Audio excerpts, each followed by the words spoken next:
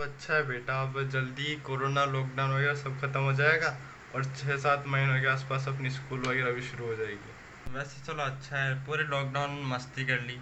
अब 6-7 महीने जितने में भी खुलेंगी स्कूल वगैरह तब तक और मस्ती कर लेते हैं। बेटा लॉकडाउन को पूरी तरीके से यूज़ करो।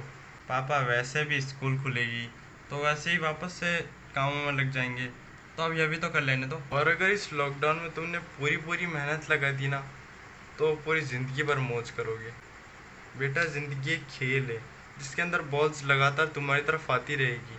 बॉल्स यानी मौके, खुद को साबित करने के मौके। बेटा ज़रूरी नहीं है कि हर बैट्समैन हर बॉल पे सिक्स मारे, पर वो कोशिश पूरी करे, ये ज़रूरी है।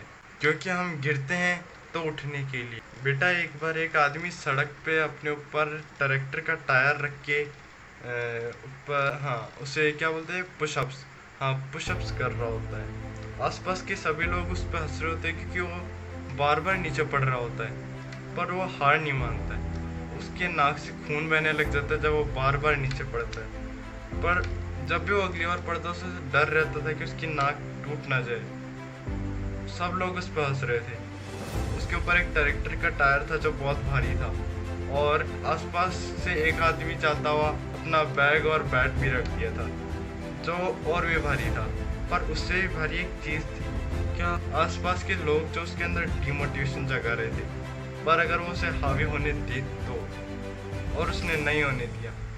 वो बहुत कोशिश करता गया, जब भी वो नीचे पड़ने वाला हो तो उसको डर लगता है कि उसकी नाक टूट जाएगी। लास्ट में वो उठ जाता है, सब लोग देखते रह जाते हैं, पर उसे ऐसा लगता है मैंने तो अब ये एक टायर उठाया, अभी तो और भी बहुत कुछ करना है। पर जब वो पीछे मुड़ के देखता है तो एक आदमी नीचे पड़ा होता है, उसका बैट और बैग भी नीचे पड़े होते हैं, और ये देख के वो चौंक जाता है। इसीलिए सिर्फ फर्स्ट स्टेप जो होता है वो थोड़ा मुश्किल होता है, अगले इतने मुश्किल नहीं होते। पापा ये बात तो समझ में आ गई, पर लॉकडाउन को क्यों मिस करूं? क्योंकि लॉकडाउन मस्ती कर लेने तो फिर स्कूल खुलेगी तो उसकी हॉलीडेज में भी कर सकते हैं सब कुछ। तो बेटा एक बार एक राज पापा फिर एक कहानी। बेटा बस एक कहानी, बस एक। बेटा एक बार एक राजकुमार होता है, वो एक भिखारी की बेटी से शादी करना चाहता था। तो उस लड़की के पापा ने एक शर्त रखी थी कि वो 3 जानवरों को छोड़ेगा और राजकुमार को किसी एक की पूंछ पकड़नी पड़ेगी। तो बूढ़े आदमी ने एक बैल छोड़ा, जिससे वो डर के भाग गया राजकुमार, और उसकी पूंछ पकड़ने पीछे नहीं भागा।